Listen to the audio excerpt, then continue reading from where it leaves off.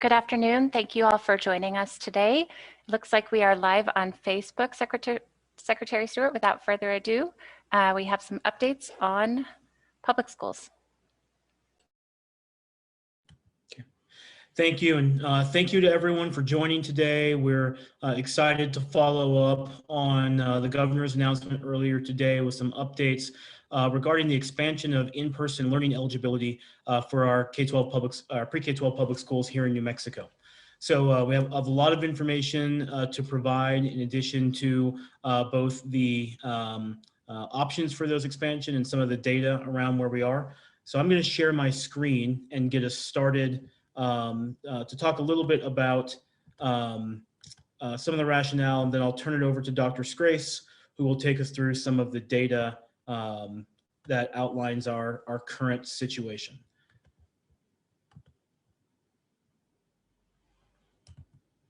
Okay.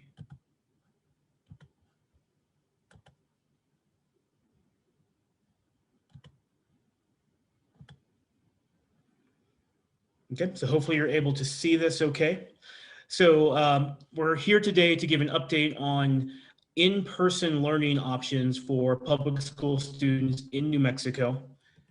Right now, as we look at the hard work that has been done since we go back to March and we had to close down the schools at the beginning of COVID and put a lot of practices into place in order to make sure that we could have the safest possible return to the school environment. I am happy to say that New Mexico is equipped and ready to begin expanding that in-person learning eligibility and to do so across the state in a safe and responsible manner. So as we go through the presentation here today, we're going to talk a bit about the data, what we've seen throughout the pandemic, and that helps to drive our decisions. We're going to talk about the options that schools have and the requirements that will still be in place as we move into an expanded eligibility for in-person learning across the state. Just to review, our goal since we had to shut school buildings down for in-person learning has always been to be able to welcome our students back and to do so in a manner that allowed us to look every single educator, every family, every student in the eye and say we've taken every possible precaution to make sure that the environment we've created for you is a safe one and one that helps to mitigate risk to the greatest extent possible. So our guiding principles have remained the same. We have prioritized the health and safety of our educators, our students, our families, and communities throughout this. That will continue to be our North Star. And as we have created the situations to create a safe environment, we want to make sure that we're maximizing the amount of in-person learning services available. Because we know that even with the heroic efforts that many of our educators have taken throughout this pandemic to both learn distance learning and online learning options and utilize those tools to the best of their effect, we know that there's no substitute for in-person learning. We know that because of the pandemic, we're not able to operate it in the way that we're used to, but we'll talk today about the requirements that help us do so safely and on a wider scale.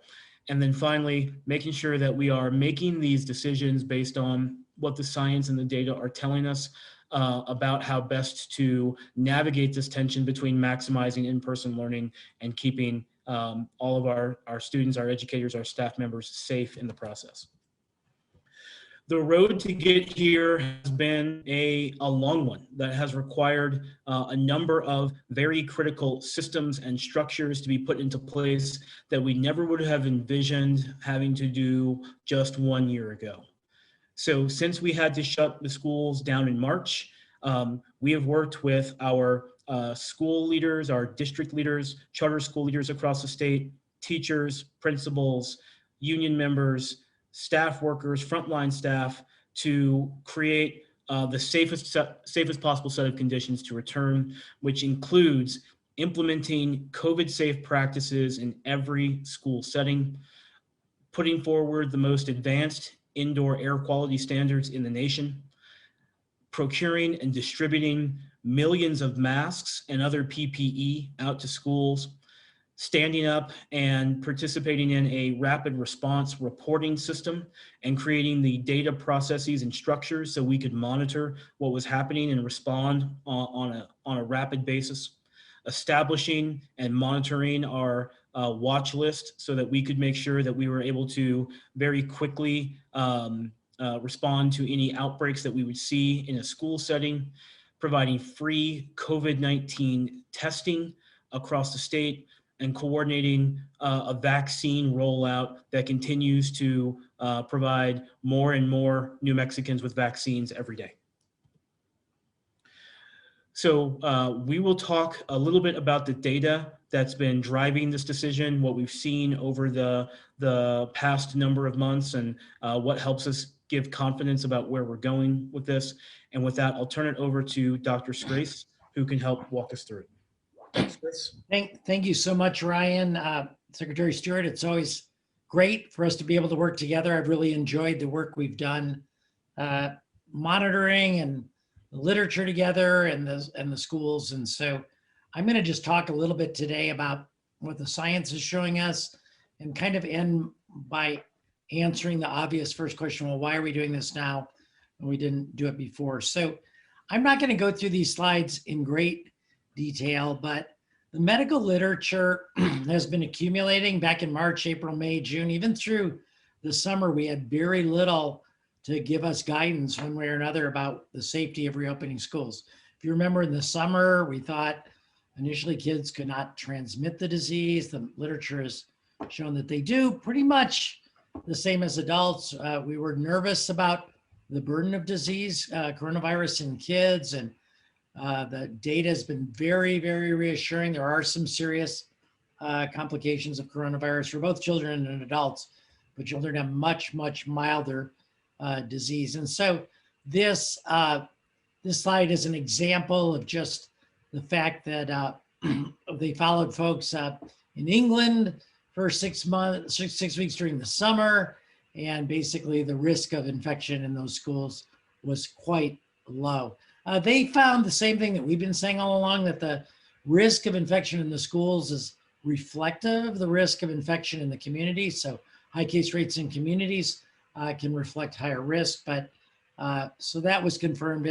And in this article showed what other articles have shown, that about 75% of cases actually occur in teachers, 25% in kids. It's about a 3-to-1 ratio. There are other articles that show that as well. Next slide is another article, and I'm just showing you a couple sample articles that are very recent. This one came out, I think, late last week, if I remember it correctly. And this is a US experience in North Carolina.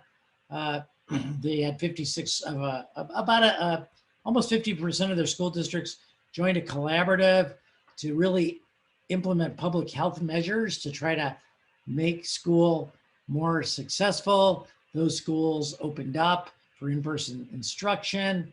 And what they found was school infections that happened within the school were very rare. You can see here 773, community acquired infections, maybe 32 more, so about 800. But and sounds like a lot, but an extraordinarily small proportion of total cases. And if you look at that county population column, you can see there are an awful lot of people there as well. So this was reassuring and just came out last week. On the next slide is just our actual data from our schools, a combination of really hard work on the part of Epi, Emma Stanislawski, Ryan's whole team, Secretary Stewart's whole team, and tracking down these cases and finding them and everything else. And you can see sort of that same case count as we saw in the state itself from early September till mid-November. This is a combination graph of all staff and student cases, and you can see, and this is by week, the most infections we had related to school were about 200, and that was in probably in a week where we had close to 10,000 cases. So very, very small percent of overall cases. This graph, the next, shows this We try not to look at this because there's a data lag that's a little longer in schools, just due to tracking down individual cases and testing results being coming into the system. But the next graph is just students only and staff only. I neglected to mention this. This is by region of the state. So you can see Metro here and the Southeast being the two regions with the most number of school-related cases. You can see staff cases, which includes teachers, peaking in the 150 range, second week of November. And the next slide is student cases, which peaked at 50. So that exact 3-to-1 ratio I mentioned earlier, 150 to 50, holding up here. So this was very encouraging data. We know that not everybody was back in school, but even for those kids that were, this was a very, very small proportion of cases. Now the next slide is going to take us into just reviewing where we are now here in New Mexico. And I know most of the reporters on this line probably have this graph completely memorized, but just in case there's anybody new, the blue dotted line is all of the state of New Mexico, and the 5 lines below it are various regions of the state. These are absolute case count numbers. And so you can see the huge peak early November, a steady decline with some definite blips over various holidays, but now a sustained downward trend that we're also seeing in all of our regions as well. And that's how we know this is real, is when this and some other metrics that I'll speak to in a minute start coming down together. Next slide shows the top graph is the same. That's that blue line, except now it's just green and shaded. Total number of cases clearly on the decline. This is the number of hospitalizations, which we're very concerned about, but I heard from our hospital leaders this morning, they are finally experiencing some very real breathing room. ICU still pretty full in the central and northwest regions of the state, but we're making good progress there. And that concern we had when we went to crisis standards of care in December seems to have alleviated. Finally, the count of deaths is coming down, slowed a little bit, but we anticipate that runs about 4 weeks after cases, and we anticipate an additional downturn as that data comes in. Again, don't pay too much attention to what's behind the gray bar. Next slide takes us to our gating criteria for reopening. And as many of you know, we have this at a county level with the second and fourth measures, New Mexico daily cases and test positivity rate, but statewide, we're doing well. The spread rate is, as usual, is way below 1 because we're on a steep downhill slope in cases. Case counts coming down, still 5 times higher than we want them to be. Maybe it's getting to be 4 times higher. Sorry about that. But those are coming down. Testing is doing great. And test positivity rate, which is a critical indicator for us, now back in single digits over the past week for the first time in 3 months. So it's good to see that. Contact tracing doing well. And ICUs, we want to see that 307 number in the near the lower right-hand corner get down below 291. But this has been as high, very high in the mid 300s before. So good progress there. So we are at a good place in the state and also clearly in a good place in the schools. Is that my last slide, Ryan? Yeah, it is. So let me just summarize what's different now than up to this point. And there's one thing I didn't mention, 2 things I didn't mention. I want to add in there that we do have a vaccine, and at our modeling team today, we had a big cheer and round of applause because we're beginning to see the first effect of the vaccine on case counts. So that's another thing. And then modeling, our modeling has been done in detail, and it shows that we can reopen schools safely with the hybrid model that we've been using so far. I think that with enforceable COVID safe practices in schools, 100% of kids will wear masks and 100% of teachers and staff, which is different in the community, the medical literature support, and then all the data I just showed you, including modeling, really reassure all of us that we're going to be good to go here coming up soon. And with that, I'll give it back to you, and I'll turn my camera back on, Secretary Stewart, when we get to Q&A. Great. Thank you, Dr. Scrace. Appreciate all the work that your team has done and all of the work that we've had in collaboration with the modeling team and Los Alamos National Labs, which has helped us throughout this keep a very data-based pulse on where we are and where we're going to help drive this decision. So let me talk about what this means specifically for our schools across the state. We'll have a number of options, including an expansion of the hybrid model, our remote with small groups, but expanded eligibility there, and then also some additional considerations for our smallest schools and districts that serve fewer than 100 students.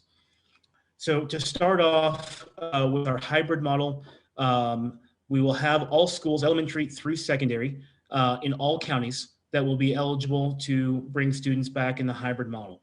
So this extends eligibility to those counties that did not get into the green status earlier in the fall. It also extends this eligibility to those who were in the green status at some point, but who did not choose to open at that point. So again, this is the hybrid model will be eligible for all schools and all districts throughout the state, and that will still be a local decision. So districts and charter schools retain their ability with their leadership boards and governing councils to make the decision as to if and when they choose to move into the hybrid model. We know that local conditions will vary. We know that local capacity will vary when it comes to making sure that they're ready to implement these practices and do so safely. And we respect the local decision-making authority to move forward on that. And we'll also point out that we do have a number of tribal public health orders that have been issued, and schools will still be abiding by those public health orders as they're issued in our tribal communities. So the hybrid model, as we've seen in the elementary schools, does allow schools to bring back up to 50% of their students at a given time. And throughout all of this, and I'll talk more about this in the requirements section, schools still must adhere to the COVID safe practices as we have outlined them. Now, in addition, all schools, again, elementary through secondary, for those schools that are not ready to welcome students back into hybrid, they can continue to operate their small groups. But the small group eligibility will extend beyond the pre-K 3 and students with disabilities limitations that were in place earlier. And so that will be opened up to all grades and not just be limited to pre-K 3 or to students with disabilities. So again, schools who are not ready to move all the way into hybrid can still offer small groups and will be eligible to bring back more students in those small groups. And then for our schools and districts that serve fewer than 100 students, throughout the pandemic, districts that have had fewer than 100 students in in-person learning have been able to bring back all of their students in these small group ratios, 5-to-1, and we're extending that eligibility out to schools, even if you're a school within a district that has over 100 students. If your school serves fewer than 100 students, you have that eligibility to bring back all students, but again, keeping them in those smaller ratios for our smaller schools. With regard to sports, we're going to monitor the impact of actually, one thing I should have said earlier, which I may have neglected, the eligibility date for these three options is February 8th. So beginning on February 8th, so next Monday, all schools across the state will have these options for, again, expanded hybrid, the small groups that can go across grades, and extending the small district exception to bring back all students to small schools.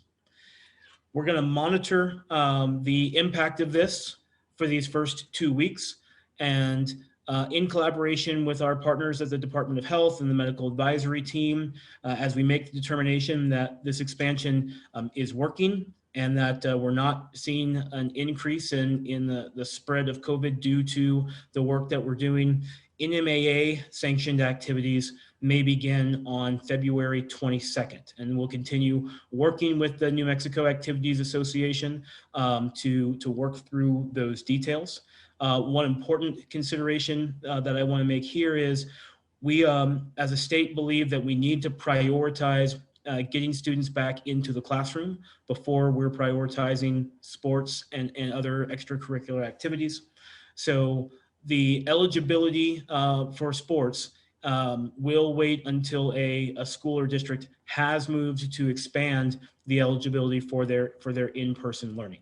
So again, we know local districts and schools will make different decisions with regard to that. We do have as a stipulation that schools are expanding their in-person learning requirements prior to expanding their or moving into NMAA sanctioned extracurricular activities. So a note about vaccines. We think that the prioritization of educators with regard to vaccines is critical. Educators do remain in the 1B category, along with our frontline essential healthcare workers.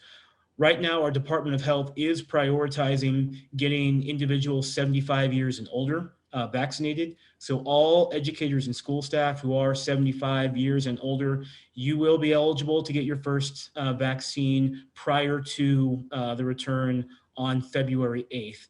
And for our educators who are in the healthcare field, and that could be our school nurses, and that can be our special educators who work with medically fragile students, when you register for your vaccine, you may register as a healthcare worker, and that is part of the 1A group, and so you'd be immediately eligible for those vaccines. So we encourage all of our school staff who fall into those categories to make sure that if you're in that healthcare category, you register, and really all educators across the state. Please do make sure that you register for this vaccine as we move through and vaccinate those individuals who are 75 years and older, and we complete the process of vaccinating those who have underlying medical conditions. Our educators will be next in line to make sure that we're getting those vaccines rolled out. I'll shift now to talk a bit about the requirements for doing this. And as I talk about the requirements, I do so with the notion, Dr. Scrace talked a lot about the data that's pointed to the idea that schools can be operated relatively safely during this pandemic. It's critical as we're operating schools safely and looking all of our children, all of our families and educators and staff in the eye to say, we've created a safe environment for you, that we have a clear set of COVID safe practices that everyone is adhering to and that are strictly enforced. So with that, the requirements include adhering to those COVID safe practices, participating in an expanded surveillance testing program, partnering with our fire marshals and other state officials from across the state to have independent site visits before schools open, making sure that we're limiting the interaction between different cohorts of children, and having signed assurances that our schools and districts will abide by these principles.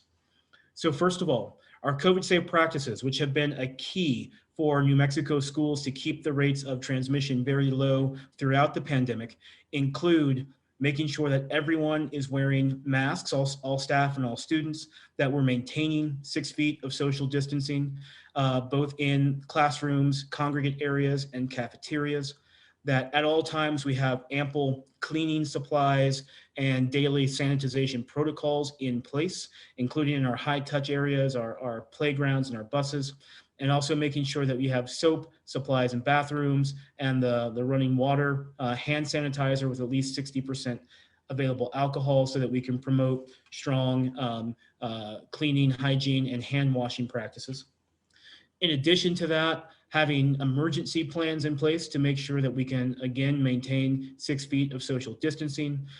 We have the most advanced indoor air quality standards in the nation, and so all schools will be compliant with our indoor air quality standards. We've distributed well over 1.5 million masks in addition to other PPE throughout the state. Schools and districts have also used some of their funds to buy additional masks and PPE, and that is a requirement that those supplies be on hand. Also that we have isolation rooms for any individual who is symptomatic and needs to have a place removed from the rest of the school until they're able to be picked up and go home. That we have the protocols and signage in place throughout the school to direct traffic flow, to prevent the congregation of individuals, and also to promote prevention practices. And finally, protocols for students who are exhibiting symptoms, both at school and those who are exhibit symptoms before entering the building or on a bus. In addition to that, we have a surveillance testing program. In prior iterations, we've increased that percentage from 5% up to 10%. Now with the ongoing rollout of the Vault system, we're pushing that surveillance testing requirement up to 25%, so that we have a monthly surveillance for all school and staff in red counties, and those schools in yellow and green counties, we will look at an every other month surveillance testing program at 12.5% of staff per week. Through this only works if we're all in this together to make sure that we are all adhering to the COVID safe practices, regardless of our in-person learning model, whether you're in the small group or the hybrid, or you're a very small school. Every single model requires adherence to these practices to limit transmission and make sure that we have the safest possible environments for all involved. We at the Public Education Department do have a portal at which if you are having concerns about anything that you're seeing at your schools, please do let us know. We take these incidents very seriously and follow up and work in collaboration with both our school and our district leaders and also other state agencies to make sure that we have strong compliance at all points across the state. When counties shift either from red into yellow or green, or from green or yellow into red, the surveillance testing requirements and percentages will shift alongside the school. So we're not closing a school down if you shift from green or yellow into red, but we will increase the surveillance testing percentage to make sure that we're able to proactively capture any asymptomatic individuals. And as you're moving from red into yellow or green, the surveillance testing requirements will adjust accordingly, depending on the local public health conditions in your county. And then continuing the practice that we've had for several months now, if a school does experience 4 rapid responses within a 14-day period, that would necessitate a building-wide closure for 14 calendar days. As of now, we have not had any schools in the state that have reached this 4 rapid response threshold. I think that's a testament to the work that our staff, our teachers, our school leaders, and our frontline staff have done alongside with our students who have really stepped up to take mask wearing seriously, to take social distancing seriously, to prevent that level of spread. We'll continue to diligently watch this. We want to make sure that every single family can know that if conditions are proving to be showing signs of significant spread, that we will respond quickly and take swift action to make sure to protect the health and safety of both students and staff.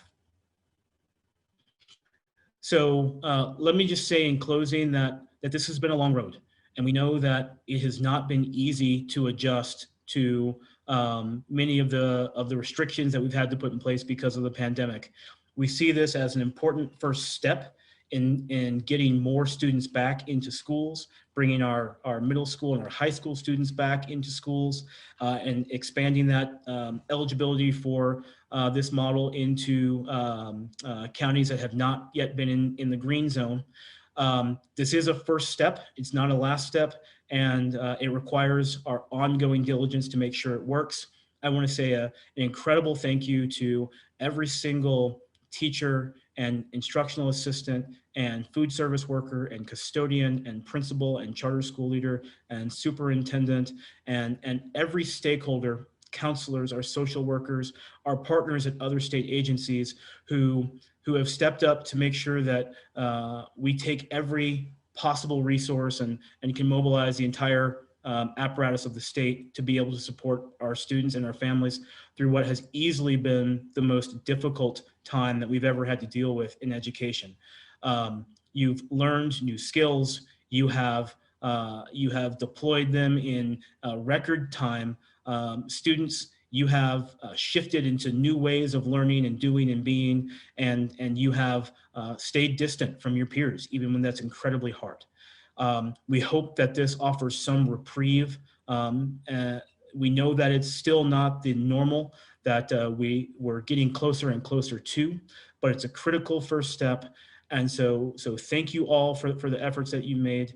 Thank you to all of the families who are out there. This has been very, very difficult for many families. Thank you for all that you've done to support your students through this time. And we look forward to continuing our march toward expanding in-person learning and making sure that we have the safest classrooms in the state. So with, safest classrooms in the nation. So with that, I will stop and open it up for questions. I'll turn it over to Katie, who can help facilitate our question and answer session.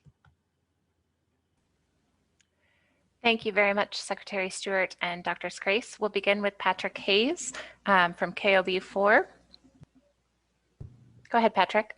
All right. Thank you for taking my questions. I appreciate it. I just want to talk a little bit more about the vaccines. Can you elaborate on what you guys are doing with teachers who are interested in getting the vaccine? Are they going to be prioritized any more than they have been? And what do you say to the teachers who want to get a vaccine before going back to teaching in person? Thank you, Patrick. Great question. I know the vaccines have been certainly one of the hottest, if not the most important topic on the minds of many of our educators. So first of all, let me just say again, those who are working in the healthcare portion of education, so our nurses and our special educators who are working with the medically fragile, they do qualify as healthcare workers and are immediately eligible in the 1A group. Those educators who are 75 years and older, we're going to make sure that you are able to get vaccinated, get your first vaccine before that February 8th date. And we have the entirety of school staff that is prioritized in that 1B group. So again, that's right after our we vaccinate the elderly and those who have underlying medical conditions. Teachers are in that priority group directly following that categorization. And Patrick, I think I answered your questions, but did I miss a part of them? Dr. Scrace?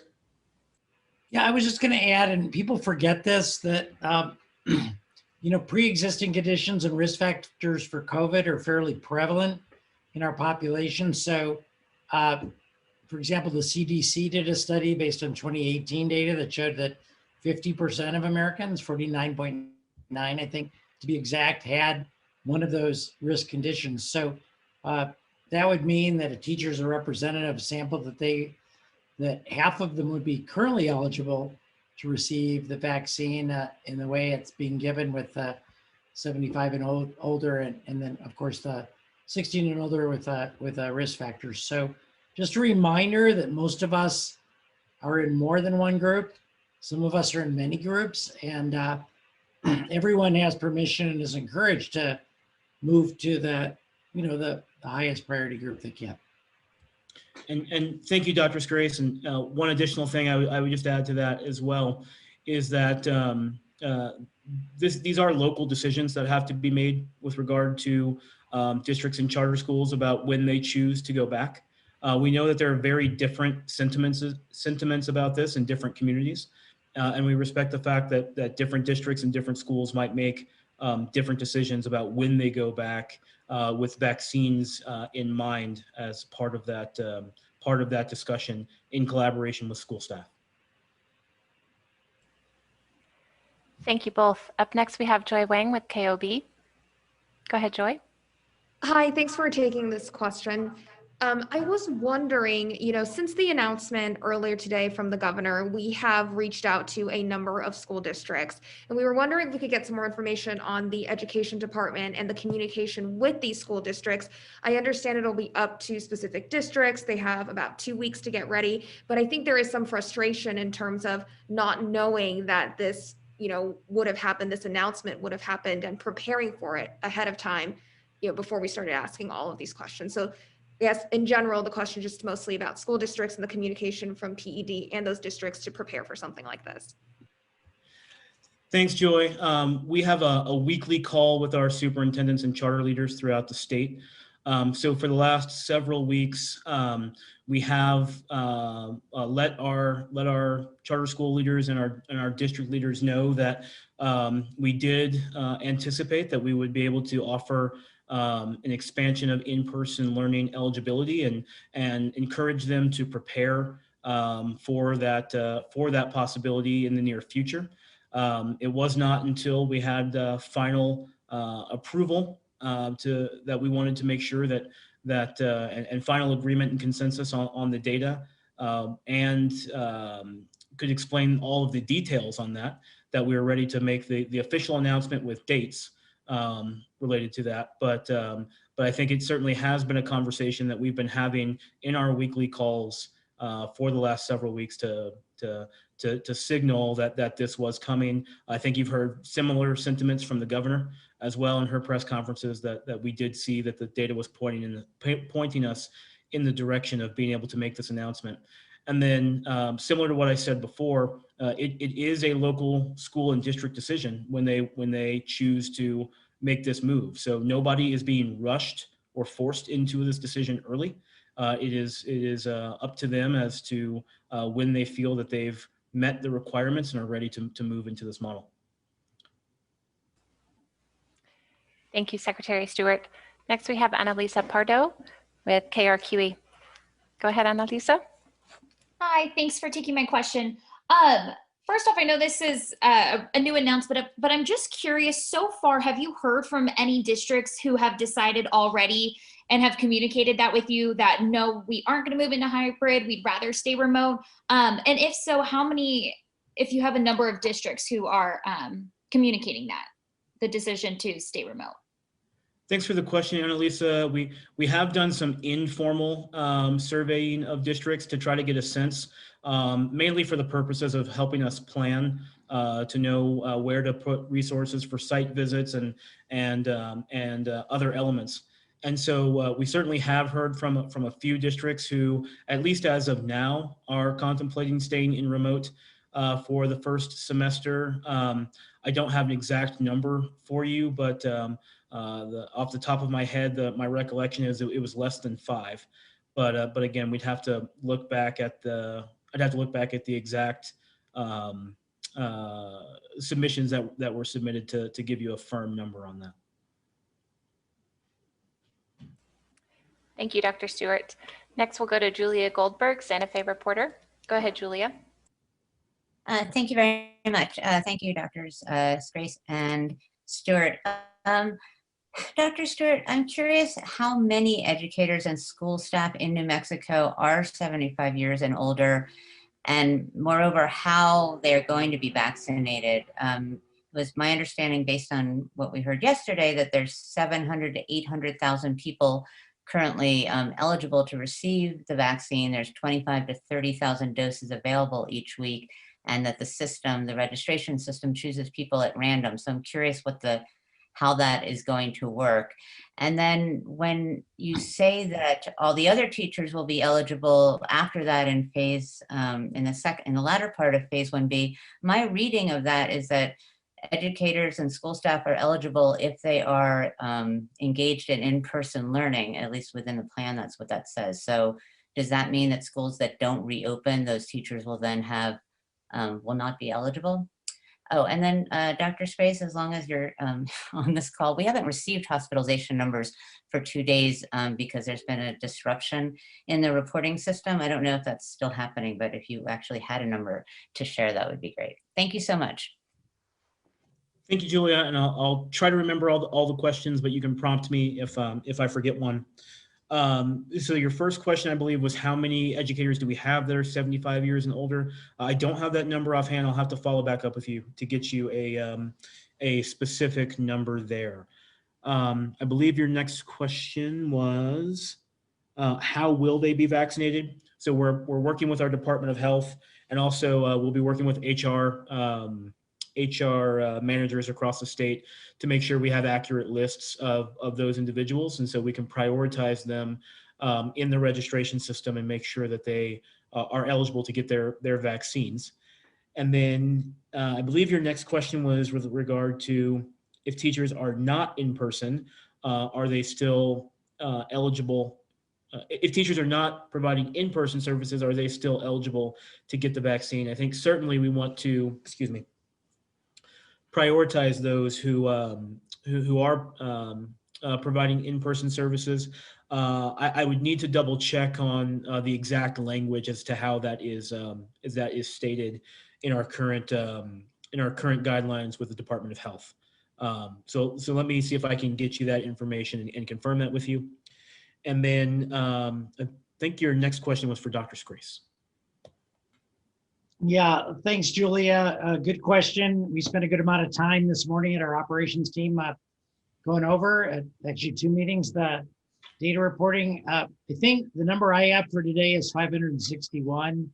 Over the weekend, I mean, typically we have 95% or more of our hospitals reported. Over the weekend, for some reason, there was a concurrence of, I think, 6 or 7 hospitals that failed to report. We are pushing that information back out. We are circulating those names. The MAD hub and spoke model with the hospitals will reinforce that. So we should be back on track on that. And I apologize.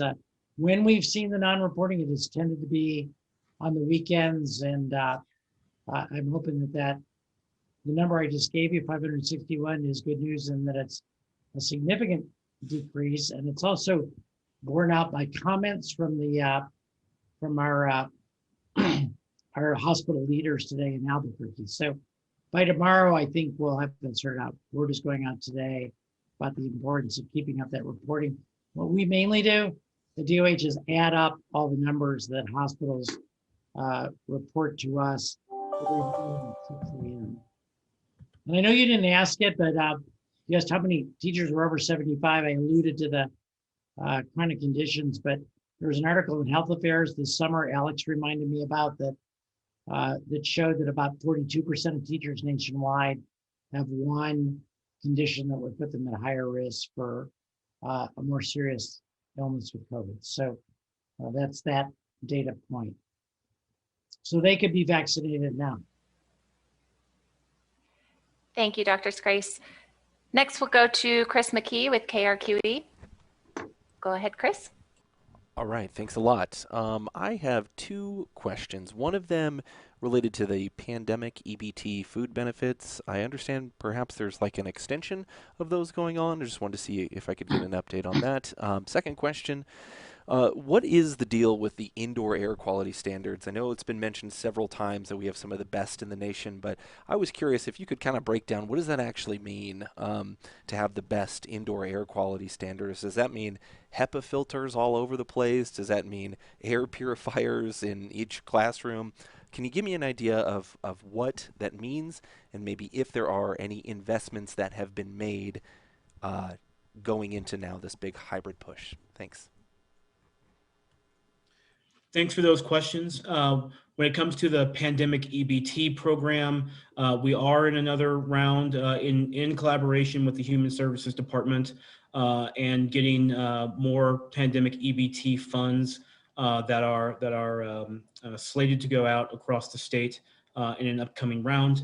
And so we continue to partner across our two agencies to make sure that we're able to get that information out quickly and get those funds dispersed out quickly to families. That's been a major source of support for our families throughout the pandemic. And so we're excited to be able to continue to offer that. And just want to thank Dr. Scrace and his team for the work that you have done as well to help us administer that. On the Ryan, can I add just a couple points of detail before you go into the ventilation? Please do. Just Chris, good question. I think President Biden called for action on hunger. The USDA responded by offering to increase pandemic EBT, food stamps or food credit card credit by 15% to get more money to low-income families for food. And we have submitted our application for another $55 million in food benefits for 128,000 New Mexican households. We're waiting to hear from the Food and Nutrition Services that whether they've approved our application. Believe me, if we hear we're going to get the additional $55.6 million, there will be a press release. You'll be the first to know. Okay. Thank you, Dr. Scrace. Appreciate that detail. With regard to the question about the indoor air quality standards, so we put forward a standard of every school across the state needed to assess its current HVAC system and upgrade it to the highest, what's called a MERV rating possible. And a MERV rating refers to the type of filter that goes in there. We've pushed all schools to get as close to up to or as close to MERV 13 as you can, which is the standard that is best for removing very small microns of particles out of the air, including particles the size of a coronavirus when attached to a respiratory droplet. And so with that MERV 13 standard, that is the goal. We do know that we have some school systems that are not able to get all the way up to MERV 13 because their HVAC systems don't support it. And so in those cases, we've put forward a series of acceptable air, both airflow and introduction of fresh air methods that will create the safest possible indoor air environment. That HEPA filters are one of those possibilities. There are also a number of other possibilities, including opening up of dampers, introducing more fresh air through increased airflow, and a series of other actions that schools can take. And we do have a more detailed set of guidelines and diagrams of what that can look like. And we're happy to share that with you if you're interested. If you reach out to our communications team, we can get that more specific information over to you. Thank you both. Next, we'll go to Shelby with the Journal. Go ahead, Shelby. Thank you for the time. I'm just hoping, Secretary, that you could go into some detail on those on-site visits that are required for reentry. Who's going to be conducting them? What are they going to be looking for? And will visits be required at each individual school, even in those large public school districts? Thanks, Shelby. Great questions. On the certification visits, we've been doing this actually since the start of the pandemic. So our schools that opened in hybrid in the fall had site certification visits in partnership with our state fire marshals and some of our local fire marshals. So just want to say thank you for that partnership there. It's been really fruitful. And I think both our educators have appreciated it, and it's been a chance for our school leaders to show all of the efforts that have really taken place to make sure our schools are safe. So we have been doing them in every single school. As we've moved closer here now to expanding the number of in-person learning visits, we have done some work with some of our larger school districts. I know Hobbs is one of them, and you can see a kind of a good example of what these look like. If you, I believe they still have it up on their Facebook page, of where we've worked to do these visits in a combination of on-site and virtual visits throughout the district, and each principal helped walk through and demonstrate their COVID safe practices and walk both the fire marshals and PED employees through the checklist of items that we're looking for to make sure that all the right standards are in place. So in some of our larger districts, Albuquerque included, there will likely be a combination of on-site visits and virtual visits that happen. But we do intend to make sure that we're doing these comprehensively, both at school level and district level. Oh, and Shelby, I think you also asked what is looked for in those site visits, and it includes things like ensuring that classrooms are set up for social distancing, that entry and exit procedures are clearly defined, that signage is up to mark both distancing and prevention measures, that the filters or other indoor air quality protocols are in place, as well as a number of other enhanced safety protocols, PPE, the right kinds of cleaning supplies, et cetera. Thank you, Dr. Stewart. Next, we'll go to Cedar Atanasio with the Associated Press. Go ahead, Cedar. Hi, secretaries. Thanks as usual for doing this. I have a vaccine-related question for Dr. Scrace and wanted to ask about COVID leave for Dr. Stewart. Dr. Scrace, the burden of remote learning really fell on kids in relation to their zip code and whether they were urban or rural. Do you see that happening with vaccine distribution, with folks in cities having a better chance of getting their teachers vaccinated? And is there anything that the Department of Health is doing to at least monitor that or control it? And then for Dr. Stewart, I was wondering if you feel like the state has to intervene in providing COVID-19 sick leave for teachers, or if you think that the districts can figure it out.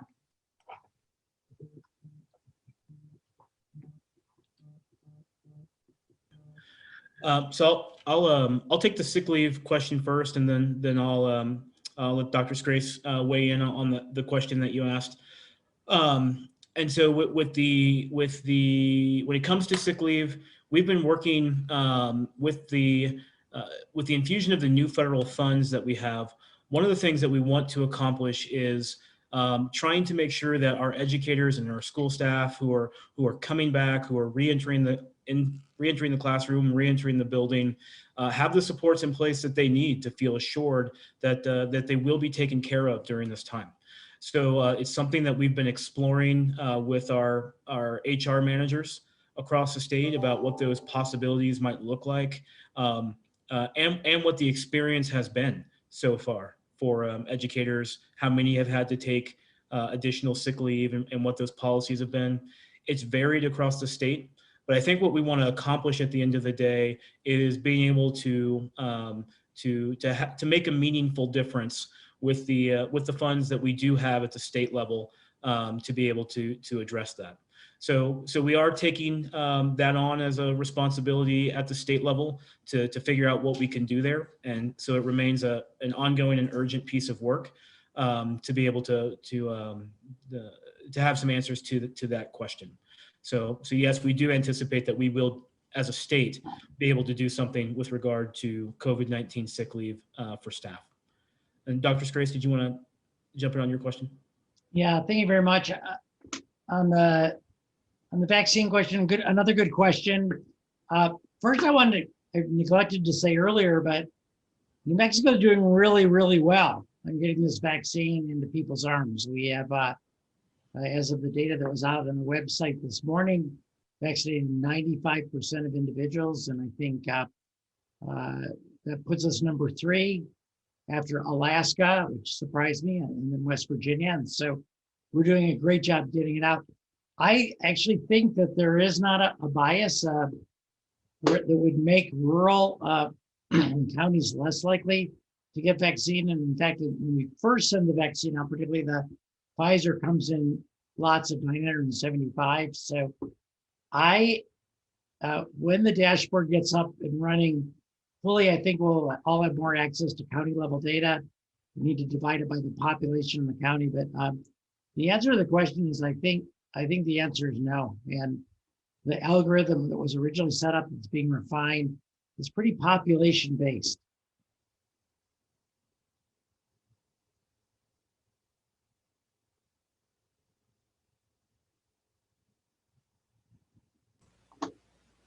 My apologies, I couldn't find my mute button. Thank you both. Next, we'll go to Algernon. Go ahead with Las Cruces Sun News. Thank you. Thank you both for this opportunity. Secretary, you mentioned earlier that you've had weekly conversations with superintendents and charter leaders, and so that this wasn't a surprise. I'm wondering if the date was a surprise, just because February 8th approaches in a couple of weeks, and there's been this situation with educators who are not 75 and over and don't have a chronic condition, who currently may have to wait weeks, if not months, because the current subgroups represent so many people and we only get so many doses into the state per week. The other thing is that some of the schools ordering MERV 13 or close to that for their air filter systems are finding that deliveries are delayed because schools across the country are ordering them now. So there's a supply chain problem there. And one district down here in southern New Mexico, as of Christmas break, had ordered 5,000 filters and had not yet received half of those. And so I'm wondering if you're going to run into a situation where a lot of schools just aren't prepared by February 8th. And I'm wondering if you're anticipating that to be the case, and if indeed the February 8th date was given to them as a heads up. Thanks. Thanks, Algernon. As far as the date, we had not publicized a date. So today was the first time that we have publicized a date for when the eligibility for this opens up. The information that we've given to districts up to date has been be prepared, start knowing that this is coming. And that also, we've had a number of conversations to reiterate the fact that all of the COVID safe practices, all of the indoor air quality standards and so on would need to be in place before schools open back up. And I'll just reiterate again that February 8th it's an opening date. It's a first date of eligibility. It is not a requirement. And so if schools are still in a position where they need to take longer before they're ready, we understand that may be the case. And we understand that those schools and districts may make a decision to wait until they do feel like they are ready. To answer your question about the filters, we made the announcements about filtration back around Labor Day. We provided some updated guidance back in October. So it's been a long time coming that these standards have been in place. We do understand that there has been a supply chain issue, but 4 to 5 months in, we certainly think that the vast majority of districts have been able to do this, and there may still be some here or there for whatever reason who are still working with their local vendors to move forward on that. But we certainly do know that since September and October, when we made these announcements, many districts have purchased, installed, and are ready to go on that. And what we don't want to do is delay for those who are ready and who have those in place the ability to bring students back in person because there might be some supply chain issues in other districts or other schools or other regions of the state. So I would just say that those decisions will need to be made locally, and we think by doing this, we do create the safest environments possible. Thank you, Dr. Stewart. Today we will close out with James from the Santa Fe New Mexican. Go ahead, James. Thank you, Secretary Stewart. The question I had was with regards to the teachers union. I know for a lot of leaders, they're very concerned about bringing their teachers and staff members back into the classroom. How did these conversations kind of materialize, and how were you able to especially get the state NEA on board with regards to opening everything up on February 8th? James, when it comes to prioritizing the health and safety of our educators, our families, and our students, I think that we share that goal with our union partners. They certainly want to make sure that their members are prioritized. Their health and safety is prioritized, and so throughout this pandemic, we have certainly made every single effort that we can to be able to show that we've got everything that we can possibly put in place to create a safe environment. And when it comes to getting our union partners on board with moving forward, I think that they see the commitment from the governor and from the public education department to do that, to prioritize health and safety. And that's what I think that's what this situation requires. If we're going to have in-person learning, if we're going to expand that eligibility, then we have to be able to say that we're doing all that we can to our educators. And I mean, let's be honest. We know that there is still concern out there among educators. We know that some are very ready to get back into the classroom, and some are worried. And so the work that we do to set these standards, to get PPE, to make sure that we're turning over every possible stone we can to find ways to bring down risk. I think you see our union leaders recognize that. You see our educators recognize that, and that's why I think maybe in a different way than in many other states, we've been able to move forward collaboratively, and we think that will have benefits for everybody. Everybody benefits when our teachers and our staff members feel safe coming back and doing the jobs that they love and that they know to do, and everybody benefits when our students and our families feel safe and secure in knowing that the state has really made this to the best of our ability the safest possible environment. So we've taken that very seriously throughout all of this. We've heard from teachers directly. We've heard from families directly what they're concerned about, and we try to take action to address those concerns. Thank you, Secretary Stewart. That's a wrap for today, unless you have any closing comments. All I would just say is that we're again excited to take this next step forward. It is just a first step. We need to stay vigilant. We have commitment to do that, and we think that this is going to make a major difference for our children across the state to have more access to in-person learning. There's just no substitute for it. So thank you to everyone who's helped us to get this far along the way.